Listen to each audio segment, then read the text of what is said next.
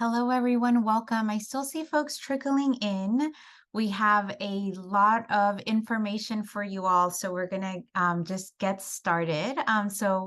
Yeah, welcome. Good morning. We're so excited to have you join us today for the State of Sexual and Reproductive Health for Youth in Foster Care, delving deeper into California's landmark data report. Like I said, we have a ton of really important information for you all. So we're going to go ahead and share our slide deck in the chat along with the data report itself. So you all have it in case you would like to follow along in the slide deck or take a look at the report itself later on. So my name is Cindy Cruz. My pronouns are she and her, and I'll be your host or your MC for today.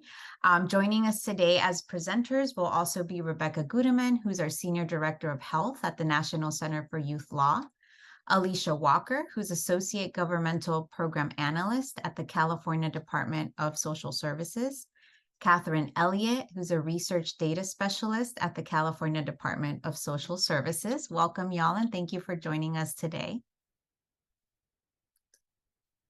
And we have a few panels lined up for today. Our amazing panelists will respond to some of the data that is going to be presented and also help give it some context. On our panel today are Alexis Obina, who's one of our RHEP Youth Advisory Board members.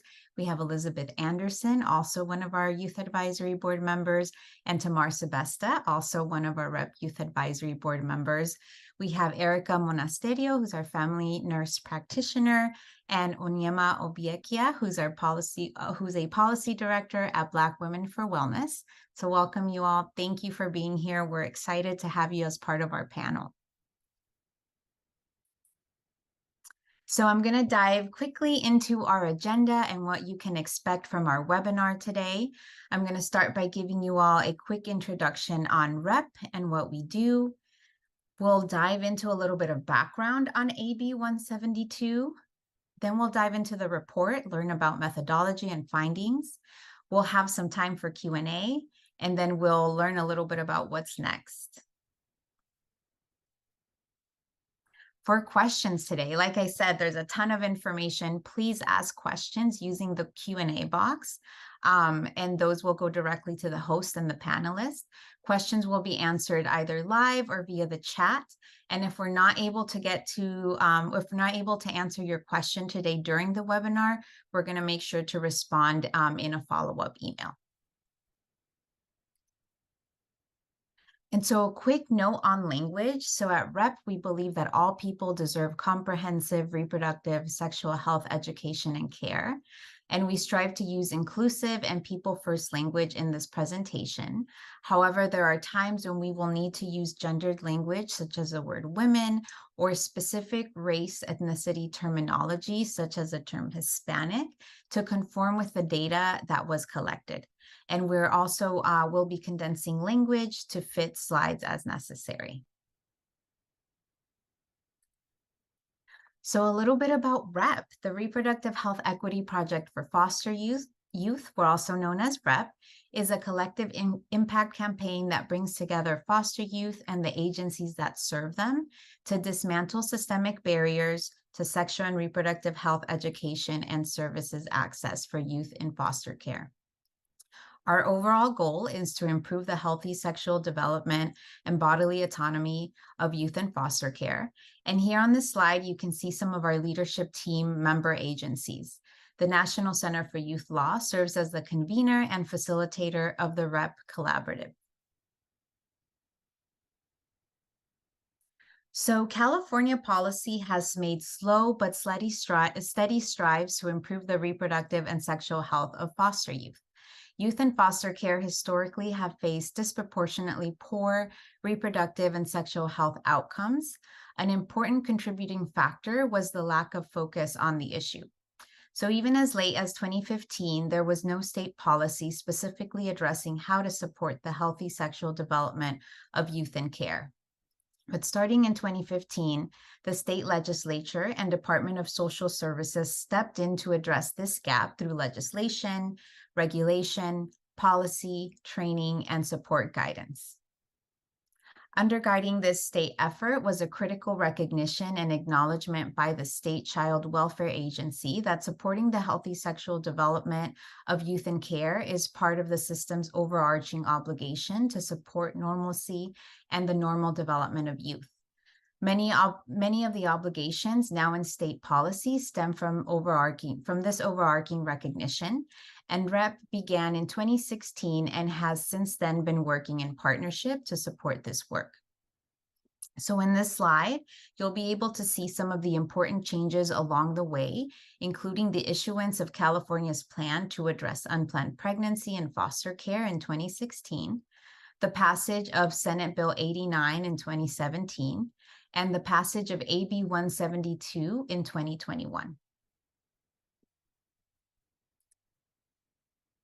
So AB 172, the Healthy Futures for Foster Youth Act, was passed in 2021, and it was sponsored by several members of the RHEP Collaborative, including the National Center for Youth Law, Black Women for Wellness, Children's Law Center, the Alliance for Children's Rights, and John Burton Advocates for Youth.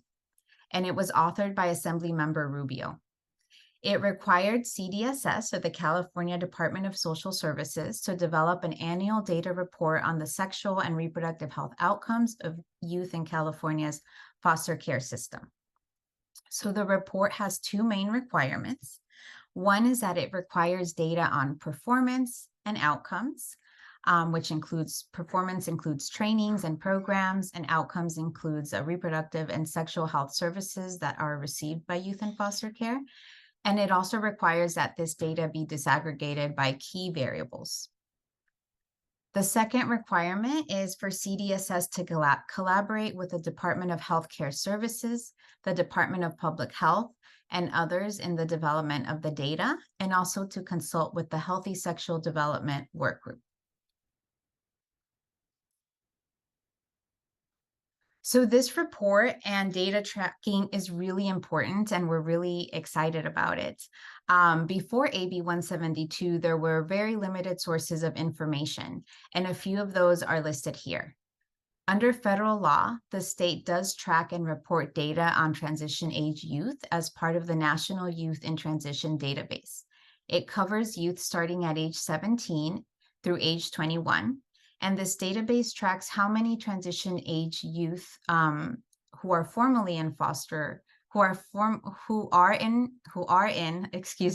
were formerly in foster care are parents. It does not include any other indicators related to sexual or reproductive health. The California Child Welfare Indicators Project is a collaboration between UC Berkeley and CDSS, and it is a vitally important source of information on youth in foster care. It provides the public with access to critical outcome information on California's child welfare system.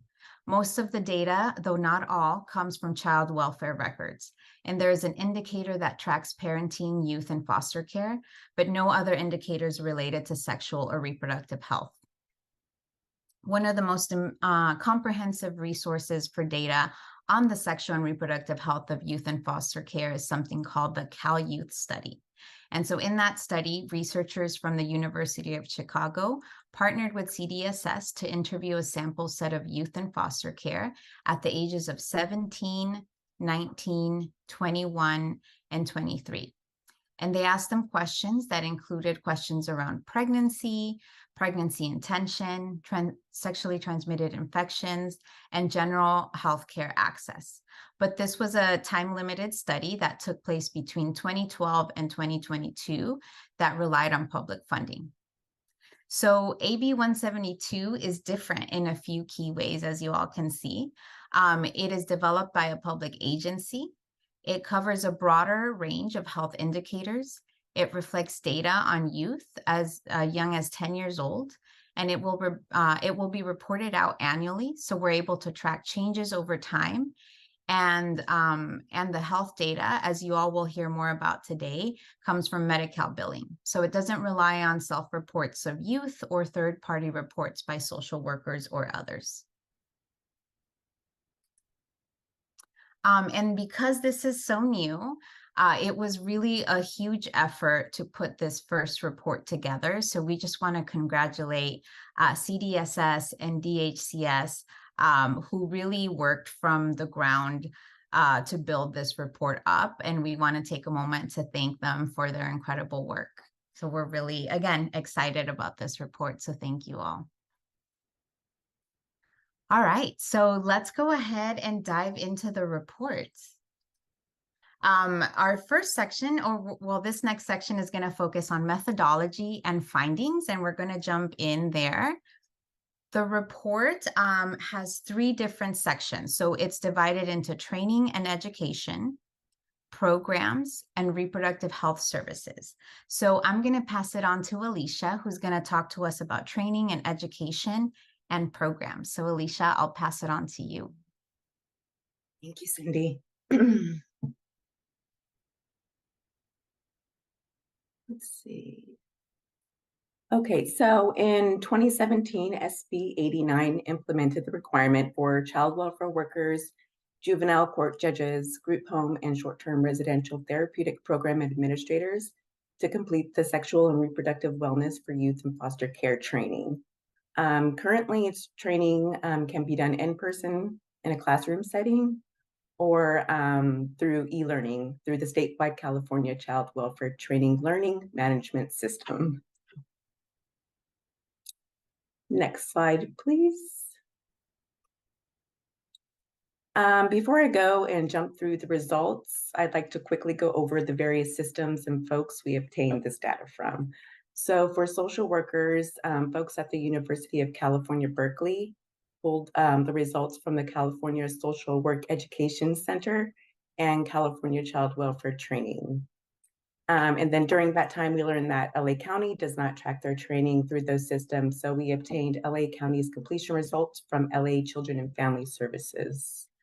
For group home and short-term residential therapeutic program administrators, completion results are tracked and was provided from our internal CDSS partners in the examination and certification processing unit.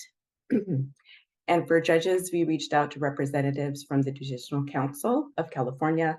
And lastly, expectant parent payment and infant supplements were pulled from the statewide automated welfare system. Okay, and so for the results, let's see. We had 1,169 social workers who completed the training that was both in person and online. We had 222 newly appointed judges complete the training, 1,145 active group home and short-term residential therapeutic program administrators who completed the training. And for LA, there were 2,999 social workers and supervising children social workers. Next slide.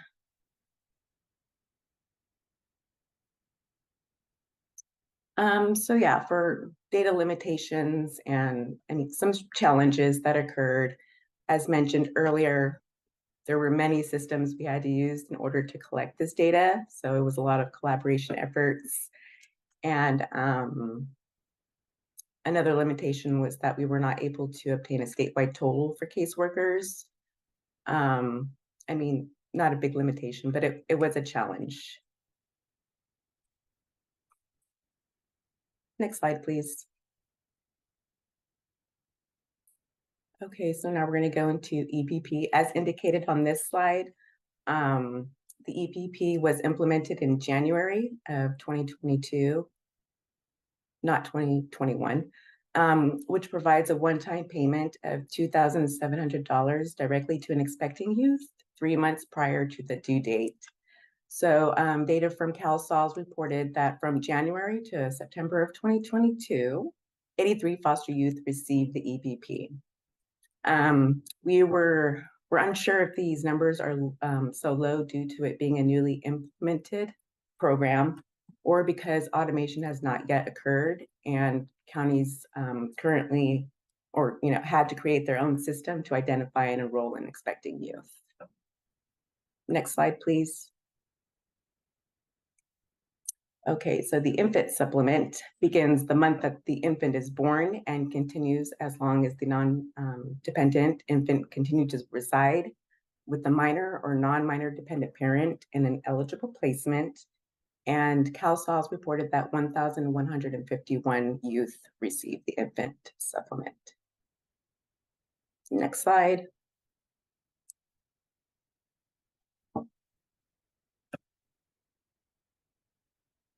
Okay, and for this report, CDSS could not obtain the comprehensive sexual education completion rates for foster youth due to limited documentation in the Child Welfare Services and Case Management System. However, these rates will be included in the next report. So that was one item missing for the training portion, the performance section of the report. Next slide. And that's it.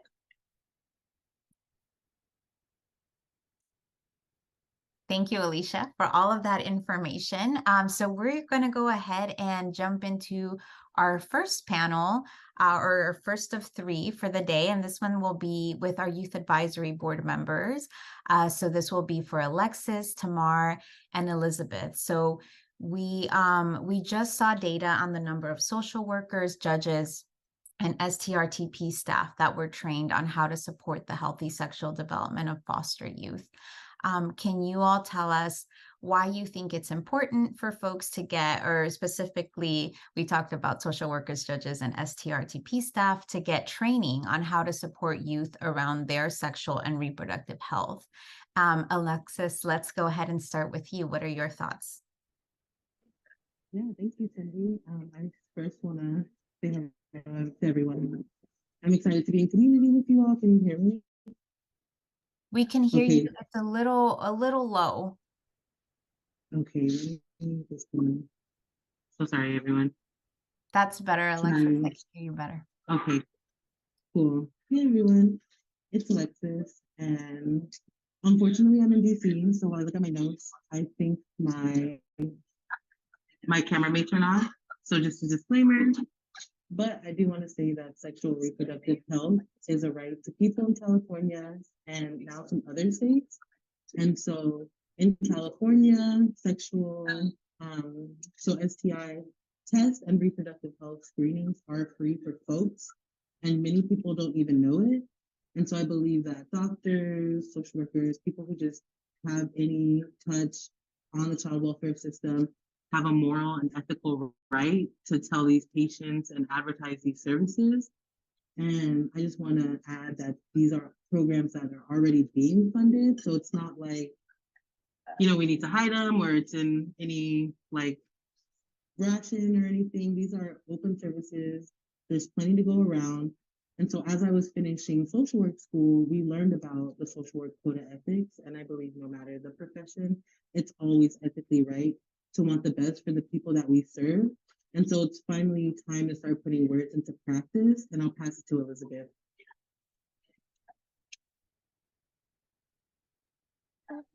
Thank you, Alexis. Yeah, Elizabeth, what are your thoughts? Yeah, thank you. I think that everyone has different sexual and reproductive health care needs, and people aren't all the same. We're not all monoliths. And so people deserve to access the care that they specifically need. So with training, our social workers are supposed to be the people who follow us around and who are able to know our needs the best and help us and advocate for us. So if they have the proper training, that will be able to support them in helping youth obtain the care that they actually need and deserve.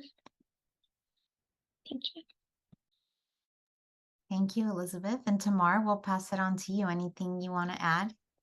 Thank you both for sharing. For me, I think of how it's really important to have that trauma-informed education because as foster youth, we have a lot of trauma when it comes to family separation. And without being properly trained, you might not know as a social worker how to handle someone who's been through trauma. And that lasting impact can change a youth's life if you are able to have the care and background needed, to, I think, do your job. And it's really difficult not really knowing what this impact is, right now. And I really hope that more people get trained. And for me, like, it was a really traumatic experience, and there can be a lot of anger, there can be aggression. So I think as a social worker, you need to know how to handle those situations so the youth can have the best care. Thanks, Tamar. Thank you all so much for sharing your thoughts. So we're going to go ahead and keep moving and learn a little bit more about the reproductive health services that were received by youth. I'm going to pass it on to Catherine to tell us a little bit more about how the data was developed. Hi, everyone. So happy to be here presenting this first ever data on reproductive health services for foster youth for the state of California. So a little bit about how we went about this. We had to match our data from the CDSS, our data on foster youth, with the Medi-Cal claims data collected by the Department of Healthcare Services. So once we did the match of the youth, we were able to pull in all the services that they received for the 2020 year. So this report is specific to 2020. We were able to compare services received by foster youth compared to services received by youth not in foster care. And to look at the kinds of services received, we used what's called the core set measures. And these are measures developed by the Center for Medicaid Services at the federal level. So all states are required to produce these measures. And they're basically indicators of how well states are providing health services, and in this case, reproductive health services. Next slide. So the specific core set measures that we use for this report were looking at prenatal care, postpartum care, contraception. We also collected data on the number of live births weighing less than 2,500 grams, so low birth weight babies born, well care visits, chlamydia screening, and low risk cesarean delivery. Next slide. So just a quick caution about as we go through the results, you're going to see groups with more or less in terms of the services they received. When there's a difference between groups, sometimes it's just a chance. So it's chance fluctuation. Maybe this year it's a little bit more, maybe this year is a little bit less. But sometimes it does reflect a true systemic difference that we would see year after year, or if we did the study again, we would see it again. So in order to determine which one of those is a true difference, we use tests of statistical significance. And as we go through the results, you'll be able to see which ones of those differences are statistically significant. And then also another note, sometimes when the sample size is really low, so for example, with low birth weight babies, that's a very small group. So there are some small differences, but it's hard to detect statistical significance in those groups. So that's just another note of caution as you look at the results. Okay, so handing it off for, I think Rebecca's going to present our actual findings on reproductive health services. Thank you, Catherine. Rebecca, we'll pass it on to you. Yeah, great. And Catherine, please jump in if you need to add anything. I'm just sort of helping taking a turn sharing our data. So if you could go to our first slide, Cindy. So this slide shows us the percentage of youth aged 10 to 20 who receive timely prenatal care. Timely prenatal care means initiation in the first trimester of pregnancy or within 42 days of Medicaid enrollment. Initiation of prenatal care during that first trimester facilitates comprehensive assessment of a pregnant person's health history, their pregnancy risk, and their health knowledge. And it also allows for early screening and referral for specialized care to prevent any kind of pregnancy complications that may result from any pre-existing health conditions.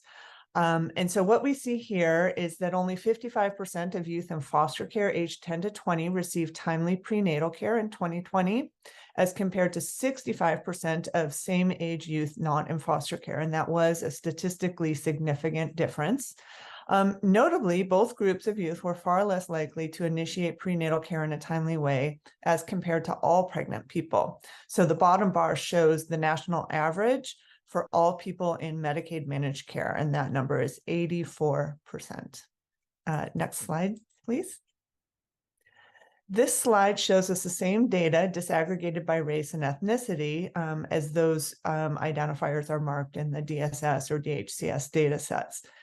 We see that in almost all cases, the rates of timely prenatal care were lower for youth in foster care, although the differences between foster care and non-foster care groups were only statistically significant for those who identified as either Hispanic or white, and you'll see that with the little orange asterisk. For unknown and other, it's important to remember, as Catherine just said, our sample sizes are likely pretty low, so we may see more variation in numbers, but that was not deemed to be statistically significant. Next slide, please. This slide shows us the percentage of youth aged 10 to 20 who receive timely postpartum care. Timely postpartum care means receiving care between 7 and 84 days after delivery. Postpartum visits provide an opportunity to assess a person's physical recovery from pregnancy and childbirth, address any chronic health conditions such as diabetes, critically to assess mental health status, including screening for postpartum depression, and address any family planning needs. And what the data shows is that only 53% of youth in foster care aged 10 to 20 receive timely postpartum care, as compared to 67% of same age youth not in foster care. And again, this was a statistically significant difference. And again, notably, both groups of youth were far less likely to initiate postpartum care in a timely way as compared to all pregnant people. So the bottom bar again shows us the national average for people on Medicaid managed care accessing postpartum in a timely way, and that was 75%. Next slide, please. So this slide shows us the same data disaggregated by race and ethnicity as those are marked in the data sets. We see youth who identify as Black or African American, both in and out of foster care, were accessing postpartum care at lower rates, with only 46% of Black foster youth getting timely postpartum care. And this was over 7 percentage points lower than the foster care average. And it was actually over 20 percentage points lower than the non-foster youth average of 67%. Next slide, please. So this shows us the low birth weight inference. It's a measure of deliveries to infants that weigh less than 2,500 grams at birth. It's a really important indicator, as it's a signal of how a population is doing in terms of their health.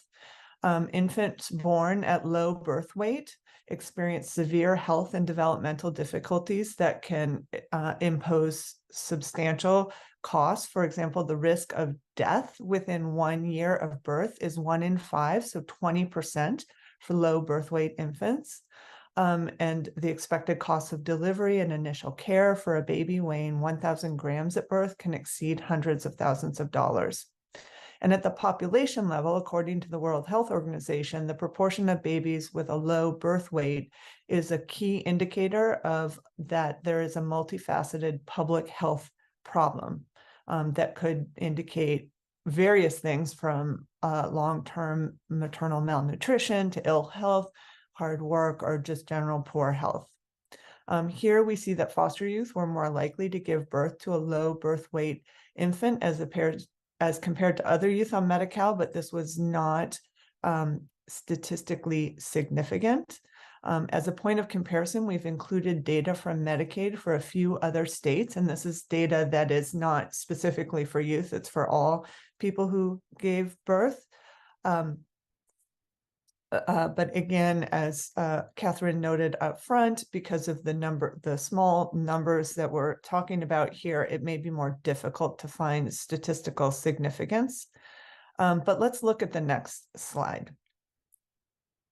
So here we see two things. First, we see that Black youth, both in and out of foster care, had similar rates of low birth weight infants, both just over 12%.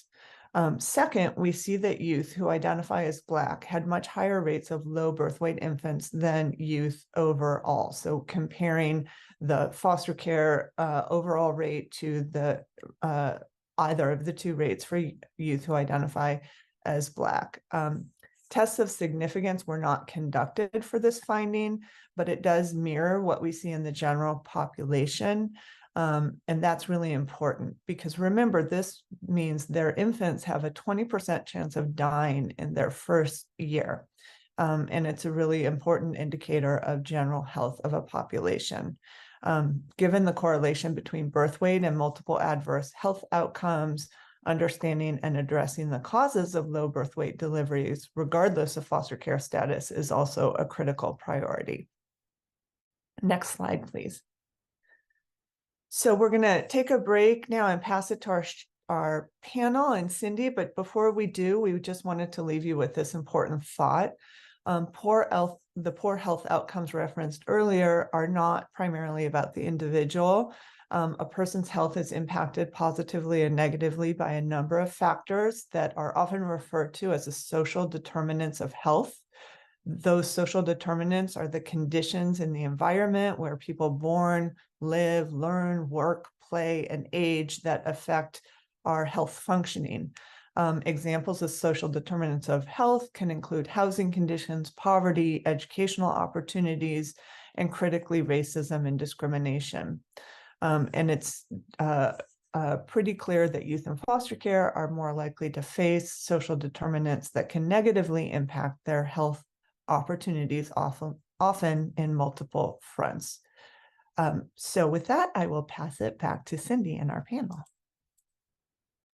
Thank you, Rebecca, for all that information. And again, thank you, Catherine, also for that information. We have a lot to digest. So as Rebecca mentioned, we're going to move on to our second panel, which includes two of our Youth Advisory Board members, Alexis and Tamar, and Onyema, one of our partners from Black Women for Wellness. So our first question is going to be for our Youth Advisory Board members.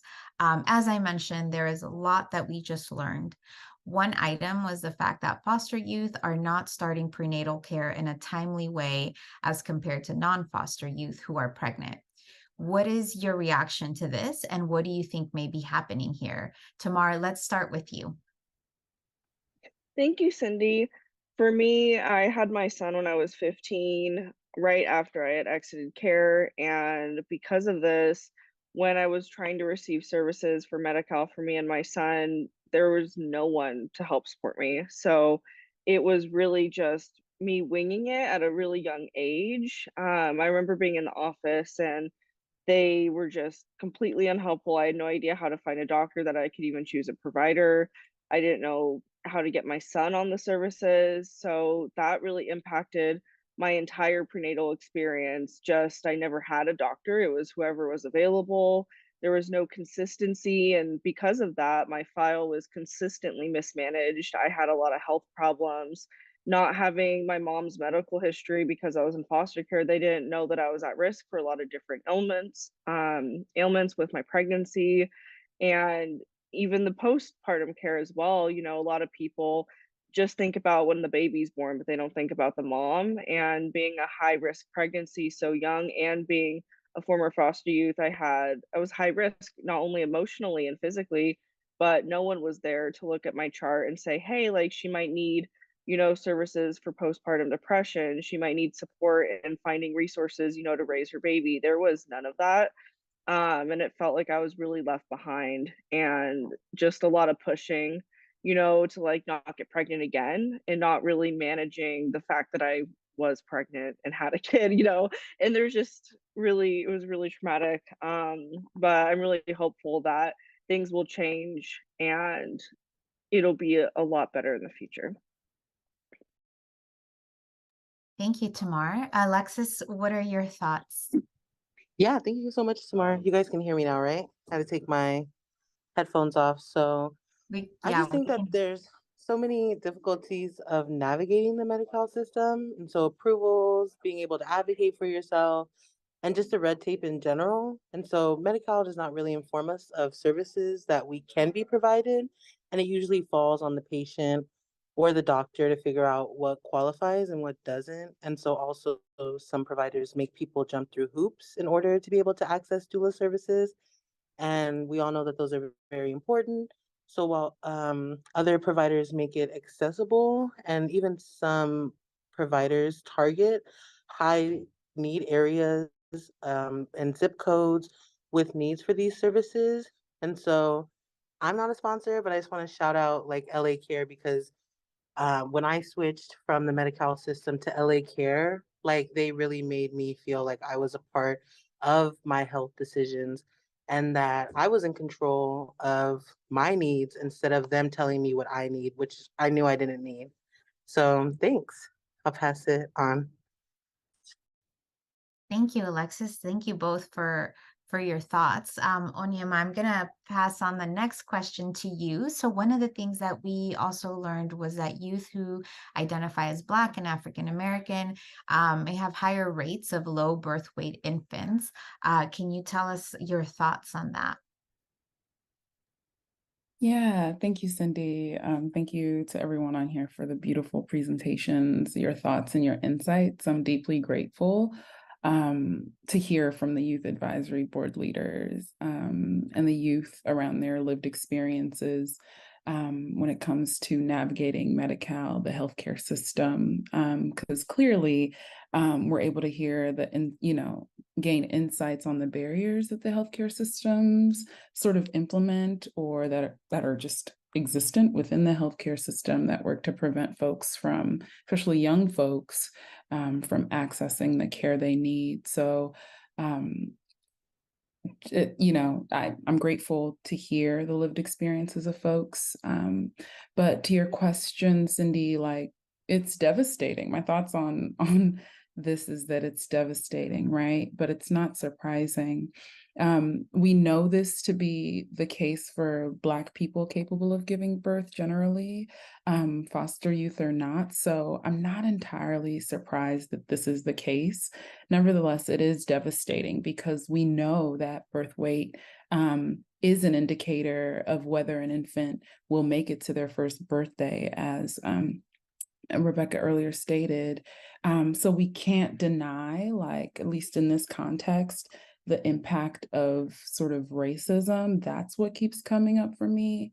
Interpersonal, structural, systemic, all those, all that sort of works to impact the birthing outcomes of Black birthing people. And so for me, it's clear that this is mirrored in the birth outcomes for foster youth. And that's devastating considering the additional burdens, right, that foster youth now have to navigate and deal with by virtue of being foster youth.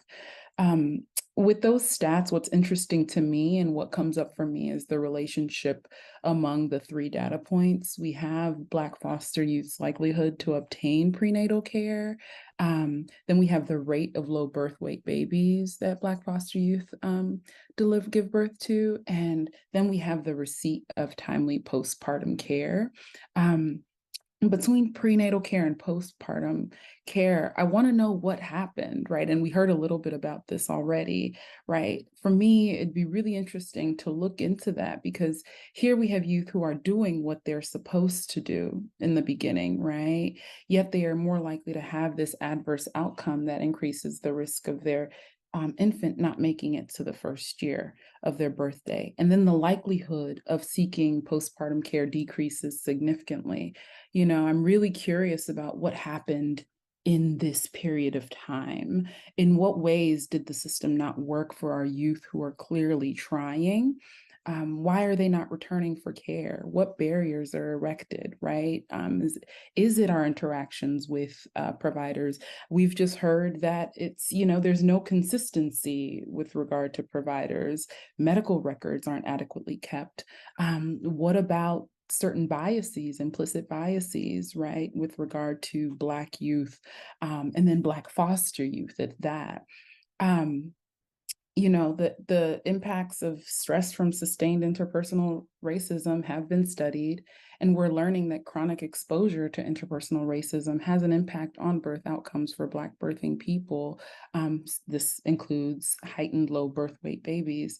So, especially, as birthing people age, to see that Black foster youth experience disproportionately higher rates of low birth weight babies, to me, requires deep inquiry, because then that goes against this whole, or it sort of interrupts this idea that the older you get and the longer you sustain chronic exposure to interpersonal racism, that's when the adverse outcomes happen. Here we have youth that are experiencing poor, birth outcomes in terms of low birth weight when you're Black. So I really am interested in interrogating that to see what that means. What is the cause of that? Because they are trying. They're doing the thing that we're supposed to do. Go and access prenatal care. All right. Then what, right? They're seemingly too young to be victim of the weathering effect. So what impact do their intersecting oppressions, being Black, birthing people, youth in foster care, among others, have on their health outcomes? I think that piece is really interesting and still needs to be sort of interrogated a bit more and delved into. But overall, it's devastating. But I appreciate the fact that we are collecting this data and we know where to investigate, and it leads us as to like how to approach, what questions to ask, I think. Thank you, Onyema, for raising up those really, really important points. And I know you talked a little bit about, what's kind of happening between accessing prenatal care and then postpartum care, also giving birth. And Tamar, you touched on this a little bit about your experience of accessing postpartum care. So I'm going to give our last question to you, Tamar. You also mentioned that, once a baby's born, there's a lot of focus on the infant and making sure the infant is okay. And you also raised, like I said, postpartum care is really important and sometimes forgotten. We looked at, some of those numbers around accessing prenatal care, as Onyema mentioned. Can you tell us a little bit about what you think, why you think youth may not be getting timely postpartum care while they're in foster care? Yeah, Cindy, I think it's definitely just because of the issue of not having someone to help us find the information. We don't really know it exists anyways, and how to receive it. And I think that it could be so helpful, to have like a set person in place where their job is to help high risk youth find that care and find instructions on how to access it, because we don't really have anyone to help us. And I think it's difficult for anyone, to access the medical system nowadays, especially if there's no one really to guide you. The point blank is I think people just don't know. And that was my experience. I just didn't know that it was a thing.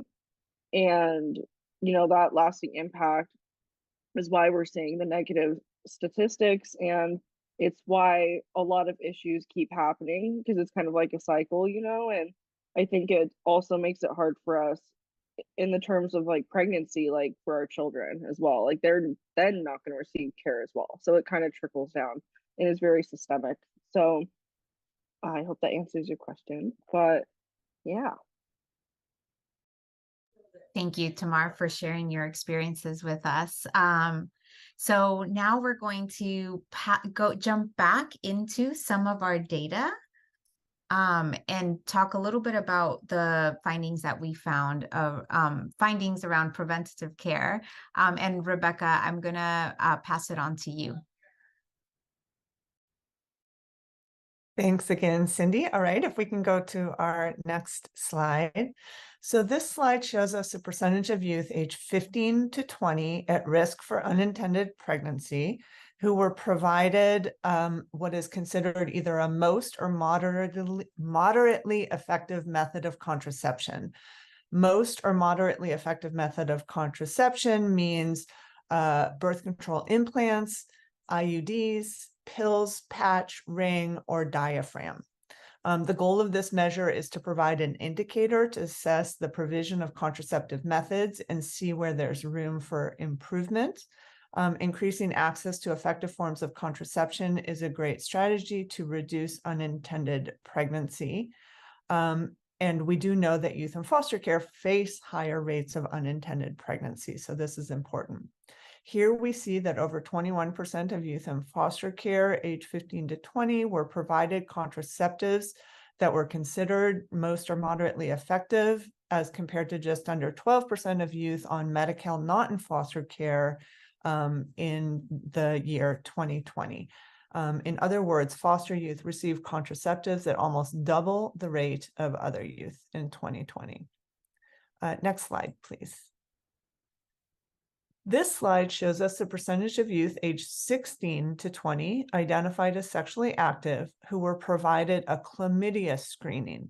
Chlamydia is the most commonly reported sexually transmitted infection and is easy to cure when it's detected.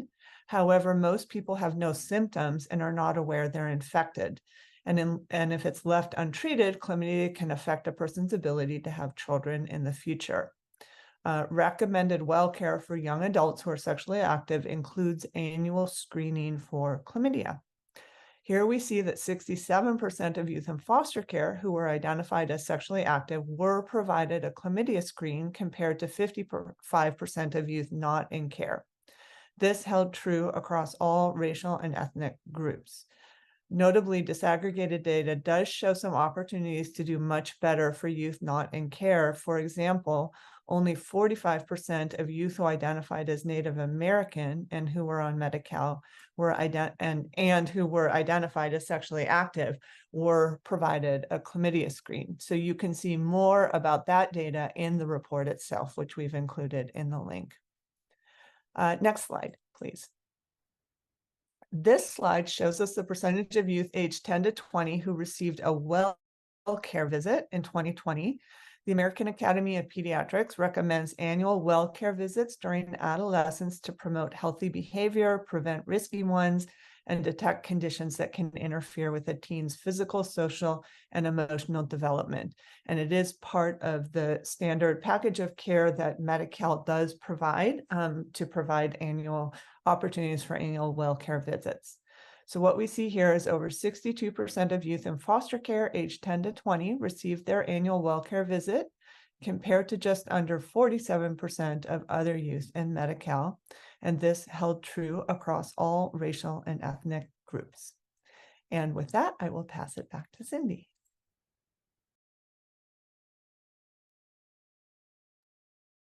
Thank you, Rebecca. Okay, so we are going to jump into our last panel for today, which will include all of our panelists. Erica, we're going to start with you. So the information that Rebecca just shared with us, in that we see pretty great rates of well care visits for youth in foster care. Is the well care visit an opportunity to talk about contraceptions, STIs, and other preventative care, in your opinion? Absolutely. First, I just want to note that adolescents and young adults are actually the population group least likely to receive preventative care. So this data for foster youth looks really good in terms of being propelled into a well visit. Now, that doesn't say anything about the quality of the well visit, but this is something that's monitored, something that's encouraged, something that foster parents and group homes are expected to facilitate, so they are getting into care. The concern is what's happening in those well visits. So, internationally, universally, the United Nations Convention on the Rights of the Child specifically identifies the right to control one's health and body, including sexual and reproductive freedom, to make responsible choices through access to a range of facilities, goods, services, and conditions that provide equality of opportunity for every child. So this is not just something that we're looking at in foster care. This is something for all youth all over the world.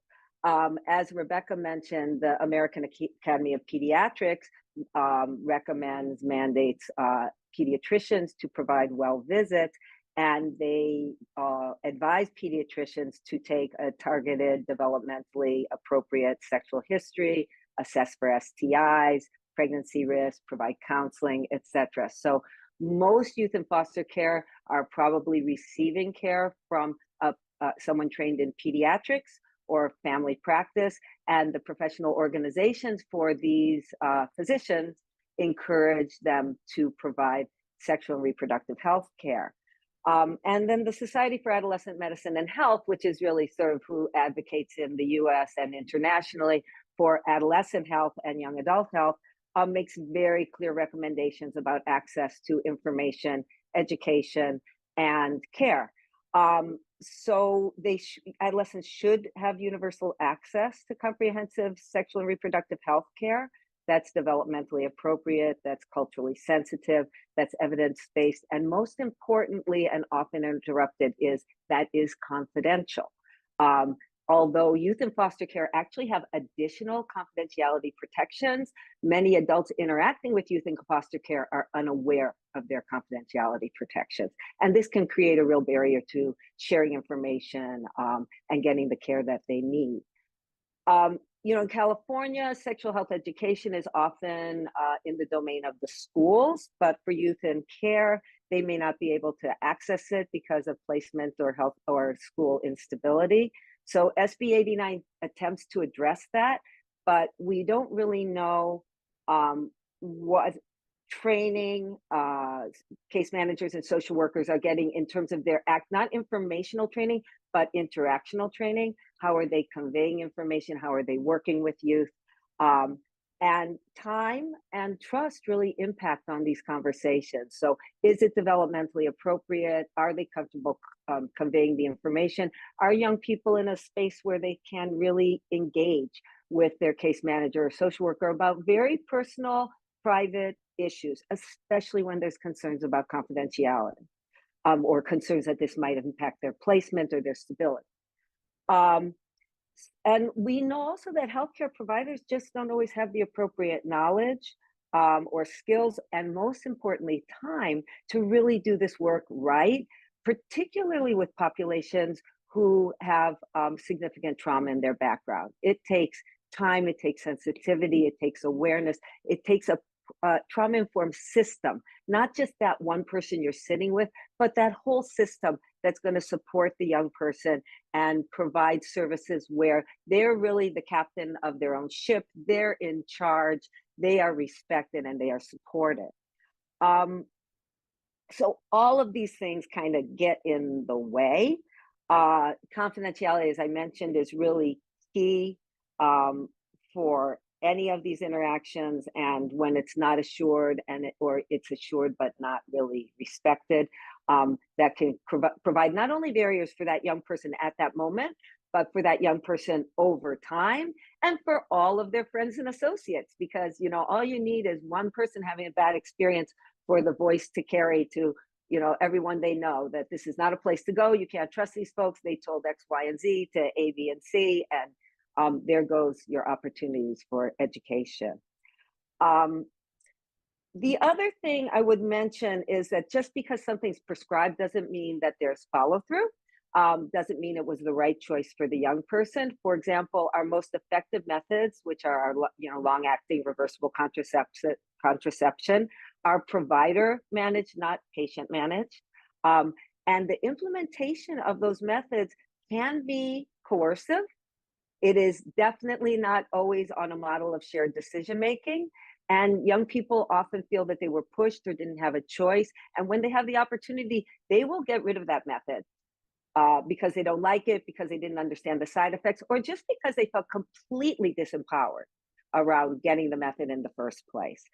So, in summary, it's a great opportunity, but I'm afraid it's often a missed opportunity. It's really just an opening. It's the possibility for getting information and services, but it's no guarantee. And particularly for youth with histories of trauma, which kind of by definition is the universe we're talking about here, you just can't assume that in the annual WellCare visit, all these things are being covered. There are many, many mandated issues to address. And it takes more time and more visits and time to build trust and rapport. And if you get one well visit a year in your new placement with a different person and you never see them again, you're not going to have the relationship that really supports that. Thank you, Erica. Yes, thank you for all of that you just shared. I have one more question for you, looking at the contraceptive data that we saw. So for young people between the ages, of 15 to 20 years old, we saw that youth in foster care access contraceptive services at about 21%. And for youth not in foster care, that rate was 11%. We know that, you mentioned coercion and things like that. When it came to contraceptive use, we know that the rate is not supposed to be 100%, but how do we know what we should be striving for here, taking into consideration everything you just mentioned, right? Like a shared decision-making model and all of that. So for sure, we need more data, we need more consistent data, and we need more population data on the foster youth population. Because what we have is we try to kind of lay over the data we have on the foster youth population and make sense of it. So you have the National Survey of Family Growth, which is longitudinal, so it's over time, looking at changes in behavior, which has one set of data that an estimated 45% of 15 to 19-year-old male and female youth in the US report having had at some time vaginal intercourse with an opposite sex partner. That doesn't address, was it volitional, was it forced, it's just, that's the question, that's the answer. And then in that data set, 2.5% of that same age group among young men saying that they've had oral or anal sex with another male, and 11% again of the same age group of young women reporting that they've had a sexual experience with, including oral sex with another female. So that's 15 to 19-year-olds in one data set. When you look at the youth risk behavior survey that the CDC does every 2 years, last data published is from 2019, actually. It has 27.4% of high school students report being sexually active in the last 3 months. So what's the definition of sexually active? We're not sure, and it's in the last 3 months. So you have this problem with data. You have different age groups, you have different developmentally appropriate behaviors. What we expect in 15-year-olds, or in 19-year-olds, we don't expect in 15-year-olds necessarily. There's different questions asked with different definitions of what is sexually active. But what we can say clearly is there are folks who could benefit from services that aren't getting them, because now you have a subset of foster youth who are making a choice to get pregnant and parent, but the majority of foster youth say that their pregnancy was not intentional. So they clearly are not either getting access to services or access to appropriate, culturally sensitive, trauma-informed services that they can actually access. Just because you walk in the door doesn't mean that you're getting what you need. So it's hard to say what we should be aiming for, but if we saw no unintended pregnancies, we'd be getting a lot closer to our goal. Thank you, Erica, so much for that. Okay, I'm gonna pass the next questions over to our Youth Advisory Board, to Elizabeth and Alexis. I know in our YAB meetings we talk a lot about access to healthcare and experiences. Is there anything you all would like to share about experiences accessing or trying to access things like contraception or sexually transmitted infections? Elizabeth, we can start with you. Yeah, thanks, Sydney. I just wanted to talk about how many inequities there are in terms of accessing care, especially for youth who identify as LGBTQ. And I know that RHEP has some data that shows that identifying this way is a barrier to healthcare. A lot of people in this community are scared that their provider might be discriminatory towards them and not give them care, and also especially out them when they're not ready to express their sexuality out to everyone. Like a lot of lesbian and bisexual women, for example, those who identify in that way, they might get pushed certain forms of birth control and contraceptives because they say they're sexually active, but what their providers are assuming that they need isn't always completely accurate. And so that's not what meets their needs, and they might have a hard time advocating for what they do need, especially with all the stigma associated with that sexuality. And similarly goes for people who identify as gay men. They might be afraid of speaking up for HIV testing due to social stigma, but they also might be over-tested if providers are thinking that their sexuality indicates that they must have HIV. So they might be over-tested, and all of this could be a really traumatizing experience, especially for foster youth who are also identifying as LGBTQ. So I know that this current report that we're talking about doesn't have a lot of data on that, but I just want to let everyone know, and I hope that this isn't a reflection that these youth are forgotten about, because they also need specialized support as well. Thank you, Elizabeth, for sharing that. Alexis, any thoughts or anything you'd like to share? Yeah, thank you so much, Elizabeth. I just want to add that instead of forcing any medication on anyone, it is the duty of doctors and staff to give all relevant information like side effects, if this was tested on people of color, um, any information that any normal person would want to know when taking these um, prescribed drugs. And so if a patients should feel empowered in their healthcare decisions, not like they are just another case to another system, like I added earlier. And the providers must also respect young people's autonomy, especially when they feel they know what is right for themselves. Thank you, Alexis, for sharing that. Okay, Onyema, I'm going to pass the next question on to you. So the report includes data on LARCs, or long-acting reversible contraceptives, such as the IUD and the implant, and non-LARC contraception, such as the pill, the patch, or the ring. We didn't share this information in the webinar, but it is included in the report. What might be important for folks to understand about the differences between like the LARC methods, the non-LARC methods, and some of the information we're seeing there? Thank you, Cindy. I think in terms of LARCs, and from the RJ perspective, I think, and sorry, I recognize it's 11:03, so I'll go quickly. We actually are good on time, Onyema. Oh, So are we good? yes, Oh, take good. as long Okay, as you need. okay. Yeah. It's still 11 or okay. I think it's important to understand, because of the implications for foster youth, their bodily autonomy or agency as it pertains to their reproductive and sexual health decisions, right? Reproductive justice, which recognizes the right to bodily autonomy, the right to have a child, the right to not have a child, and the right to parent your child or children with dignity in safe and sustainable environments, demands access to the full spectrum of reproductive health care and its technologies, right?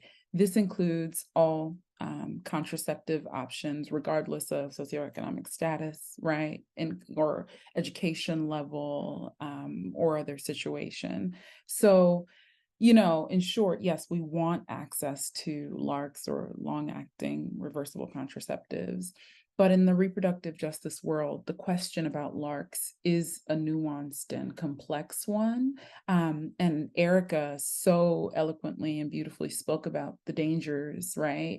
And some of the concerns that in the reproductive justice world we have around this, the piece around it, there not being any shared decision making between patient and provider, right? It's a provider controlled sort of method in that, you need a provider to put, input, to sort of place the LARC, but also to remove it.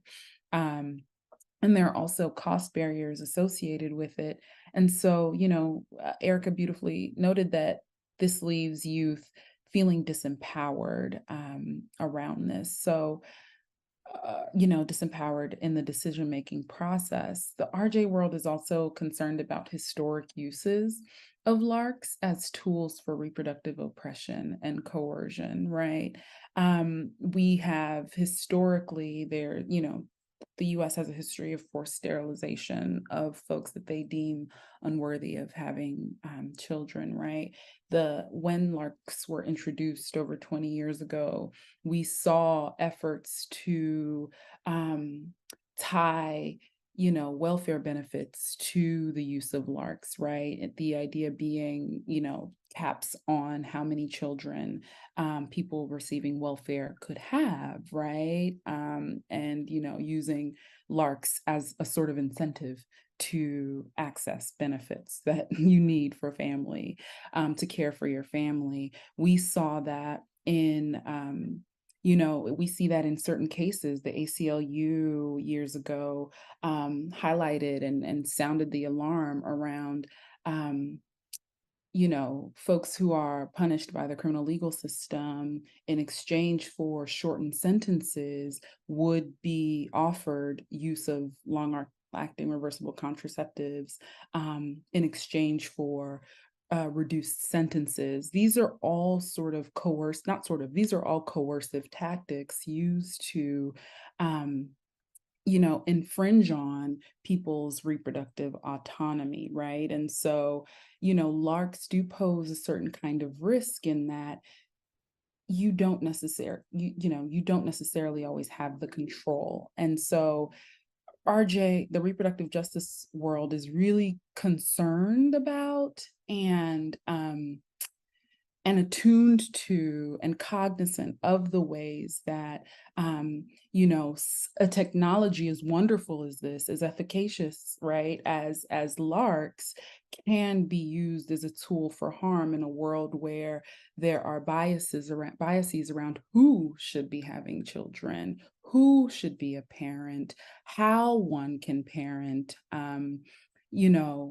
biases, which foster youth, right, are very much so within a population that society, right, has ideas around how, if, when, and how they should parent, right? And so while, yes, we want folks to have access to LARCs, we also want to be cognizant of the potential dangers that come with maybe heightened or targeted marketing of LARCs to young people, right? Because we recognize that young people, foster youth, are capable of making decisions for themselves in their own best interest, right? What they need is culturally competent or culturally congruent, medically accurate, comprehensive information to support them, in making the best decisions. Sorry, I got off my little my little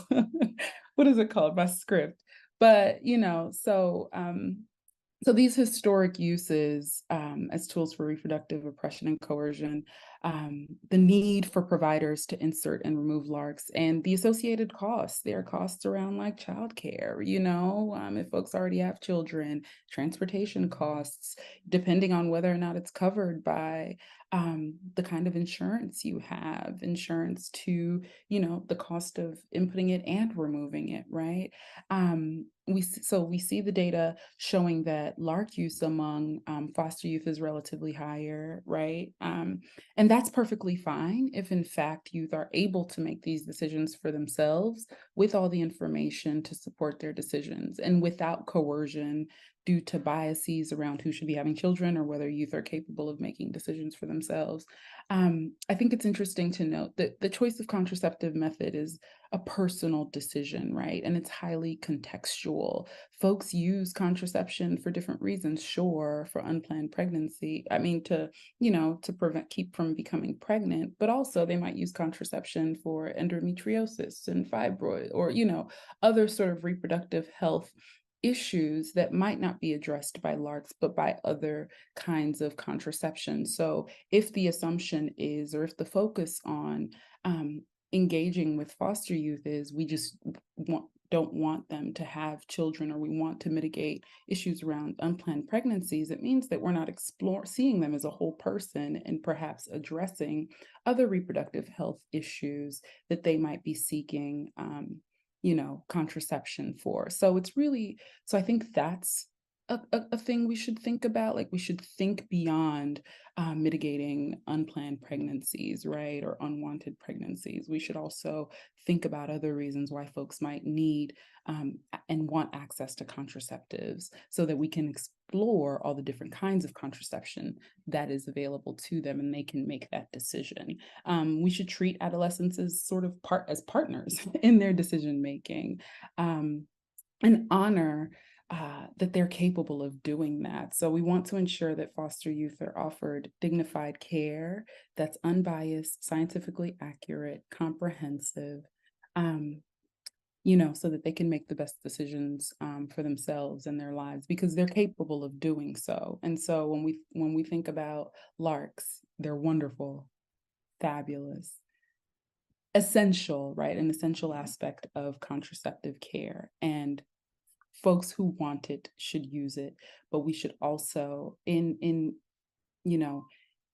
ensuring that it's accessible. I think reproductive justice also says that folks should have the decision to not use certain kind of contraception, and should be able to make those decisions without coercion. And so those, I think, are the nuanced thoughts. I got off my script, so I've lost my spot. But there's nuance in all of this, right? And these are things we should be thinking about, and dynamics we should be exploring when thinking about particular kinds of contraception and their availability to folks. Thank you, Onyema. That was so beautifully said. And yeah, thank you for just talking to us a little bit more about how important the RJ lens is when it comes to looking at, all this data and all these numbers and the many things we need to think about. And like you said, it's very nuanced, and there's so much to think about as we kind of digest and dive into this data. And yeah, we want to make sure we're just honoring young people and respecting their bodily autonomy and remembering that they're capable of doing their thing, right? Making the decisions that are best for them. So thank you for sharing all of that. And thank you to all of our panelists. You all are so amazing. And we thank you for just adding so much life to this report and also to our presenters. We are going to move on to our Q&A portion. Actually, I'm sorry. We're going to move on to a little bit around what's next, and then we'll move on to Q&A. So how can we ensure that youth are receiving the education and healthcare they require, right? There's so many things we need to think about. For example, what existing practices can be improved to better serve youth, what federal funding can be leveraged, and what policy changes are required at the local, state, and federal levels. So there's still a lot for us to think about and digest. And so, as we mentioned early on, or during the registration, you may have seen this is just really part one of a two-part webinar, and we're wanting to have part two in February, where we're going to explore more. Now that we've seen the data, what can we do, and what's next, and what do we have out there that we can leverage, or what do we need to work on together as a community? So please stay tuned for our next webinar, which we will send out notifications in the next couple of weeks or so for folks to register. But we'll move on to our Q&A portion of the conversation. I see that we have some questions, but they've been answered. So I want to invite, it looks like they all have been answered. So I want to invite folks to add in the chat any questions that may have come up.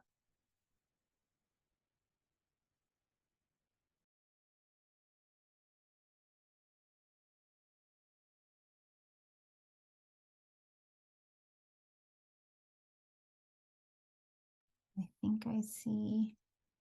Cindy, the question that just came up in the chat is, what is the RJ script or viewpoint? It's a definition question. So I think that may be for Onyema.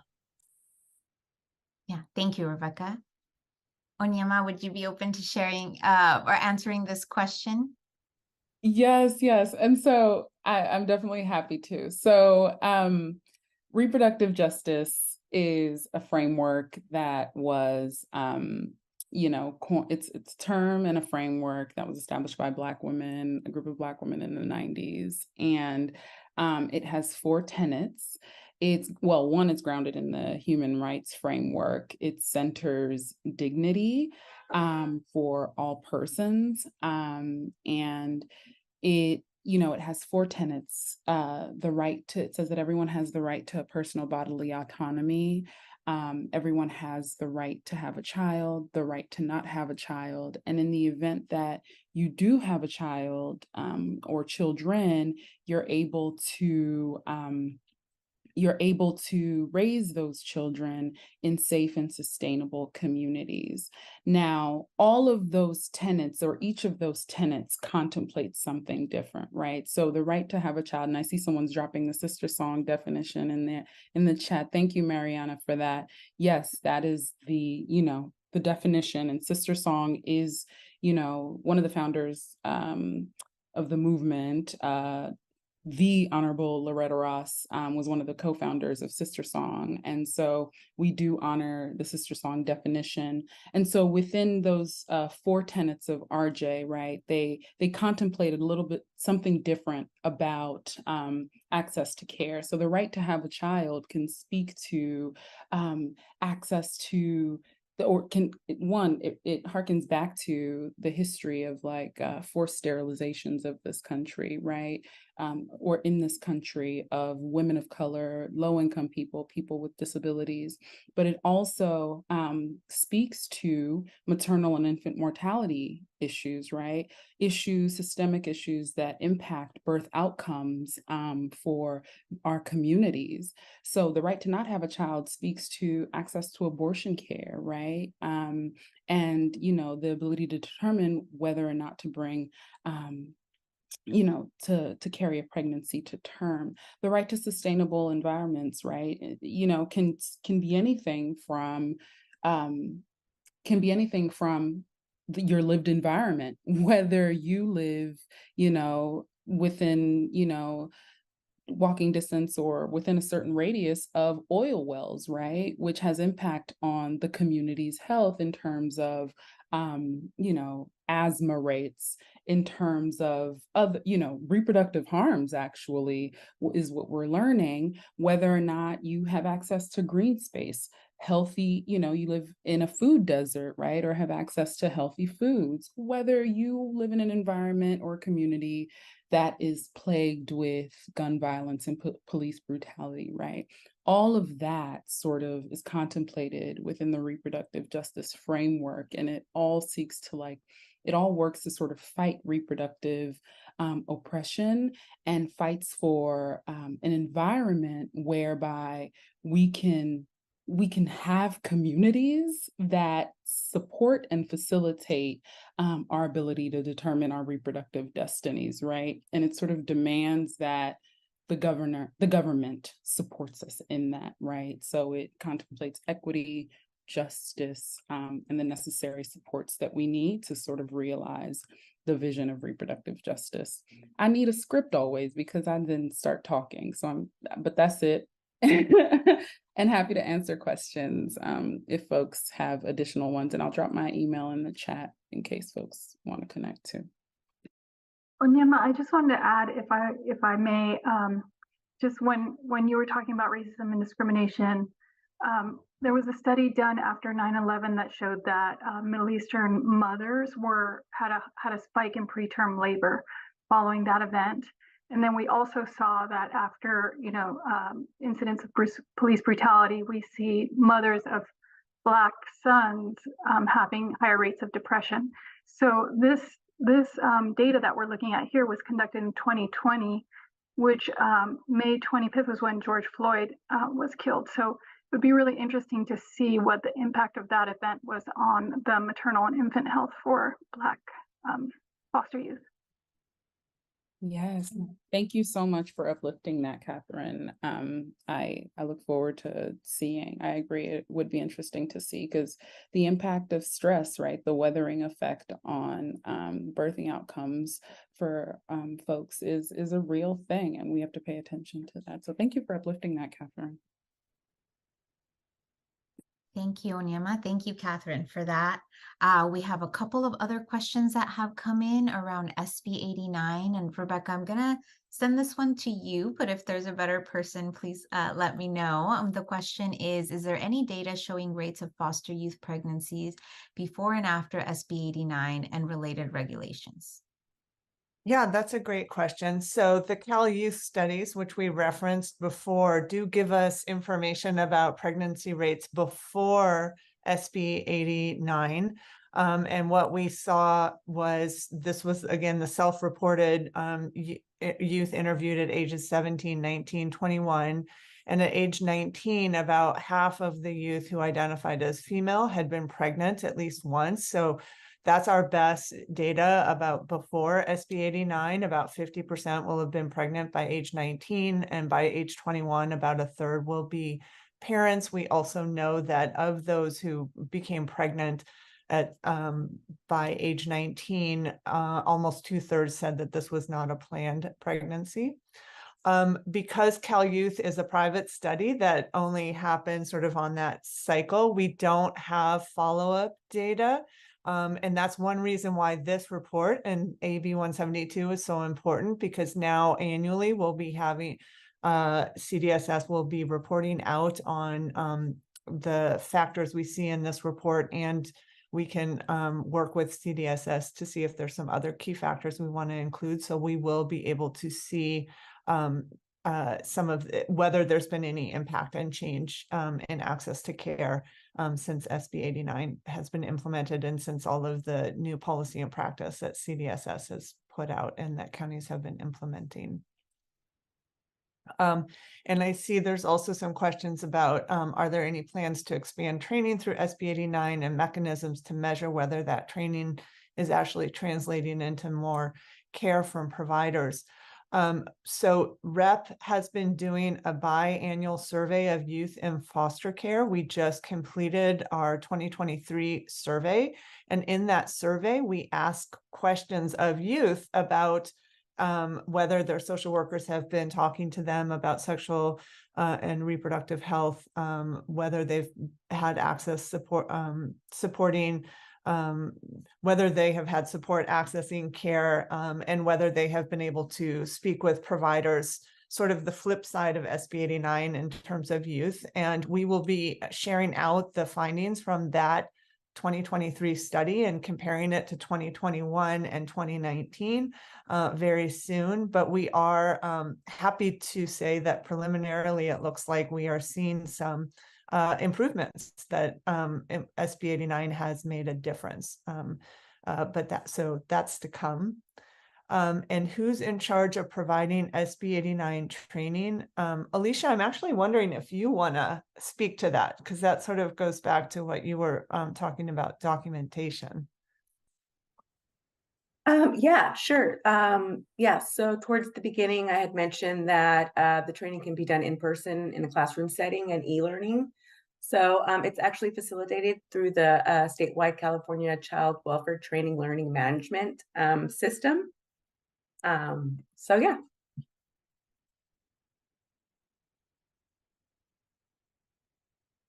All right, thank you all. Well, it looks like we answered all of the questions. Our next is just a thank you to all of you for joining us. We had a great group, so thank you all so much. Thank you again to our panelists, to our presenters. Please stay tuned. There's more to come. So this is just the very beginning. And yeah, please tell us what you think. You should have a survey pop up when you exit Zoom. So please help us improve our webinars and help inform the next one by telling us what you think. And yeah, thanks everyone. Have a great rest of your day.